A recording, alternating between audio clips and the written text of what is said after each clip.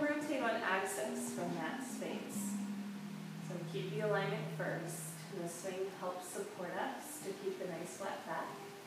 And then from here, we're going to slowly release our left hand down to the center of the mat. So right underneath our heart if we can. There we go. Now, we naturally are going to spin and rotate looking towards the right, and at the same time pull down strongly with the right hand. So when I just make a fist with the right, so when I pull down, it helps me to remember to engage, and then you're going to spiral your gaze up towards the sky, or if your neck feels like it wants to relax, just keep looking down towards your hand. But see how much deeper you can go in the twist by pulling with the top arm. Just let that feel good. Beautiful, guys. Let's come back to center, take a pause, take a breath, really good, Adrian. Straighten the top arm, so the swing will just slide in. So hold on to it and bring it overhead. So there will be an X in the swing. Okay, just leg loops, let them diagonal. Bring both hands through. I usually clasp my hands. And then I'm just going to hang. So rotate your shoulders a little bit. Wiggle from side to side. Get into the sweet spot. And if for some reason the shoulders are too tight and you need to bend the elbows, that's totally okay. But if you can, keep the arms straight, drop the chest down, and get a big stretch all the way through the underbelly of the body.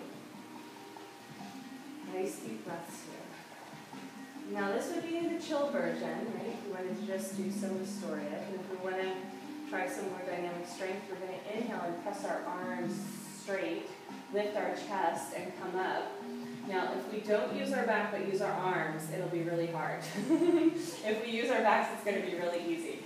So see if you can just use your arms to pulse up and down. So we exhale all the way down, and then we inhale and we press up. Press, press, press. Stay right where the arms can hold you. Very good. And then exhale, lower back down again. This will help us when we get into some of the dynamic acrobatic poses where we're actually lifting our entire chest with just our arms. And that'll teach us not to overuse our back, but get that strength in the underbelly. Inhale. This time, press all the way up to stand. Okay? We're going to unthread the left. Bring it over top. Second side. Drop down. So we remove the X from the swing. We place our right hand in center. And then we just repeat, right? So we pull down strongly with the left. Bring out the spine on axis. And then the gaze will look towards the sky. You just see if you can get a nice little adjustment in your back. Usually this is like my free chiropractic visit. Whenever I do this, it looks really well as long as we're getting the nice long straight line to create the space. And then twisting, get a good adjustment there. Just one more breath. Inhale, lengthen, exhale, twist. And again, straighten the top arm, straighten the left, slide into the hand. Now this time there's no X. We just bring it overhead, bend both elbows a lot, and stretch through the triceps. So we're just hanging down. Again, keep the sit bones spreading and the tailbone shooting back. Crown of the head forward, dropping the heart. So if we want to stay here, that's fine. If you want to try some strengthening, we're going to press all the way up to stand, straighten the arms as you lift. Remember, use your arms. It's really much easier to use the back, but we'll be grateful for the arm strength later. You can bend the knees too if you need. Inhale, lift, straighten. Exhale, come on down. So in yoga, we tend to overextend our backs in some of these poses, and we don't gain the arm strength. So with the swing, we're just practicing how to use that to support us, coming up and down, nice and slow. Can you feel how your back's completely relaxed? Does it feel good on your back, everybody? Mm-hmm. Yes, no, maybe? And it's teaching us how to bend the hip flexors. Most people are bending at the waist, which causes a lot of lumbar strain. So if we keep the spine nice and long, come on up all the way this time. Then we get nice strong arms. We don't get the little flappy flag thing as we get older. And our back is happy. So we're going to walk our feet together. Okay, like I said, we're going to take a break from having the swing underneath our arms, and we're going to stretch it down all the way so it's at our hip flexors. So we come onto our tippy toes, and then we lean forward, and then we bring our fingertips down. It will tell you immediately if you have to pee. So we want it down a little bit further on the legs instead of the belly. You're like, hi. I am going to turn around and go the same direction as you guys, too. I'll pull it forward a little bit so you can have your privacy. But Heather doesn't mind. She's like, I'm good with it. There we go. Perfect. Okay, so we're all here. Forward fold. So in our forward fold, we're going to drape all of our weight down. So bend your elbows a lot so you're just hanging. Good. Now lift one leg and then the other leg and let it slide in. Kind of like when you do acro yoga, you want it a little bit further down into the hip flexors. And there'll be like a sweet spot. You'll feel it. There's a spot that feels better than the others. See if you can find it. Awesome. And it will be intense. It's like a free romping session on your hip flexors. Almost free. So once we're in our forward folds, our feet are on the ground for this one. We'll come into a folded leaf next. But let's ground the balls of our feet. The heels might not touch. It's okay. And then we're going to drop down onto our elbows and hang. So all of our weight is draping forward, like our head is way closer to the ground than we normally would be in a forward fold, right? So if you want, first try clasping your hands behind your head and pulling straight down. Stretch through the cervical spine. Chin gently tucks into the chest. Just create a little, like, you'll notice you can have a gentle little swagger from side to side. If that feels good. Wag your tail a little bit. So see if you can keep your feet on the ground for this one, Adrian. We'll come into the, it's okay, we'll come into the floaty one next. Just a different variation. So we're going to release our neck and actually reach back and hold onto our ankles. So if you can, clasp your ankles and pull your chest towards your knees. Just keep your head relaxed. So we don't pull the head towards the knees, it's the chest. So that way we keep a nice long spine. I know all of a sudden our legs seem so long.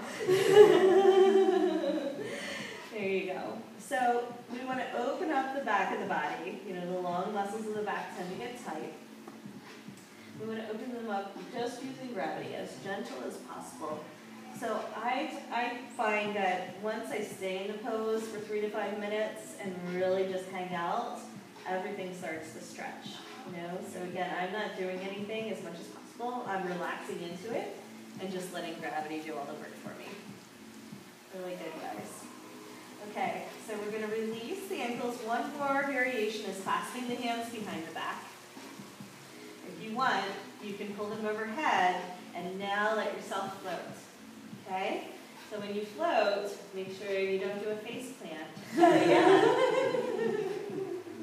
Sure. There you go. Put your hands on your feet, keep moving it off. There you go. You got it. Just it. Just made it. Beautiful, guys. Release your clasp. Bring your forearms down, and this is called a folded leaf when you're floating. Okay. So folded leaf is an all-time favorite. So I like rocking, so forward and back. So I like lift my toes level with my hips, and then I bring my toes back down to the ground. And I just kind of pulse a little bit with my breath in the space. And you'll notice that it's a little massagey on those tight hip flexors. And just do tiny little micro movements if that's too intense. Okay? Okay. So I'm going to mix it up a little. Before we get into our down dog, we're going to come into a chaturanga. So we're going to plant our hands on the ground. Okay, you can be on or off your mat, just whatever you choose to do, one or the other. I'm in a plank body, right? And then I can just do tiny little pulses, right? So again, it's a little intense on my hip flexors. You can try spreading it out a little. It's only going to bunch up again. But if you want like some sweet relief, spread it out. And then just bring your elbows close to your sides as you come down. So feet no higher than the hips. Keep your feet nice and low, right? Keep your plank. And just do tiny little pulses. It's super fun. So we're just floating. And then you can pull forward and back. You get a little bit of momentum. And then what I like to do is bring knee to elbow. So try bringing right knee to right elbow. Left knee to left elbow. Nice. Right? Yeah. So we're just playing in the space. And then if you want to get jiggy both elbows and come into a crow pose. Just pop up. I call it the frog swim. A little ribbit. And you'll notice it's really hard to hold it at the top. So you can just use the momentum and help forward and back. Okay, and if we were going to get even more playful with straight legs, we're going to bring one leg forward and one leg back. So it's like your toes are coming up past your hand. Yeah. And then you can sway from side to side. These are more like breakdancing moves.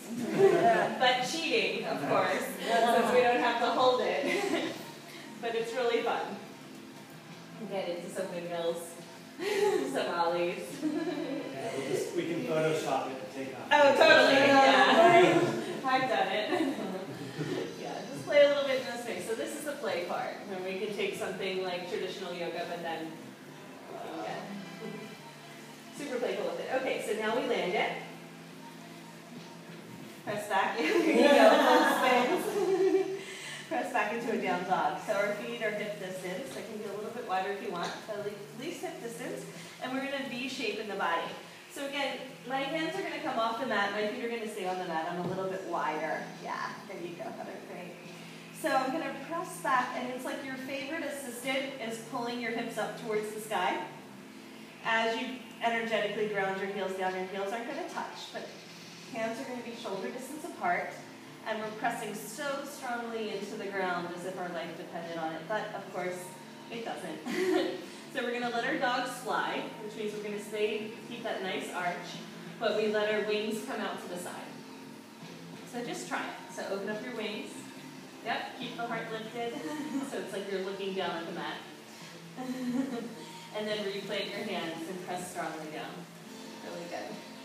So you'll notice our dog can have a lot more sway from side to side here. I call wagging the tail. So you have your happy dog. So just sway from side to side and open it up. So instead of that intensity being underneath the arms, you're going to feel it in your hip flexors, right? And we'll go back and forth and mix it up until these parts of the body get used to the pressure. It is incredibly healing for the lymphatic system and nervous system, but it takes a little time to get used to. So now we're going to come into what I call the cat's meow. We're going to inhale and arch. It's like the down dog and cat-cow got together. So we arch and look forward, stretch the belly. And then we exhale and press back and tuck in and look towards your navel. So not a huge movement. Inhale, arch and open. Exhale, round and tuck in. Really good. Inhaling, arch and open. Exhale, pressing back. Let's add a leg. So inhale, left leg up, arch and open. Exhale, pull the knee towards the nose. Inhaling, lift, arch and open. Exhale, squeeze in. Use the core. Great. Inhale, up. Exhale, pull in. One more time. Inhale, lift. Open. Exhale, let that foot land. Sway it out from side to side. Happy dog. Really good. Okay, one more leg. Right leg up. Arch and open. So cat's meow with the one leg lift. Exhale, round in. Squeeze the belly here. Inhale, lift and arch. Exhale, squeeze. Just let it feel good. You can kind of get a little momentum back and forth. Inhaling up. Exhaling back. Use your own breath. Inhaling up. Exhaling, squeeze. So one more. Inhale, lift and hold. So if you look towards the right, you're going to hook the foot on the outside of the swing. So outside in. Good. Pull the foot down so it's close to the glutes. We don't want to stretch it up yet. So if we look to the left, we're going to do the same thing. Foot goes outside in, and then pull your foot down towards your glutes. Great. So this is called an up dog. From up dog, we're going to press back into an upside down dog.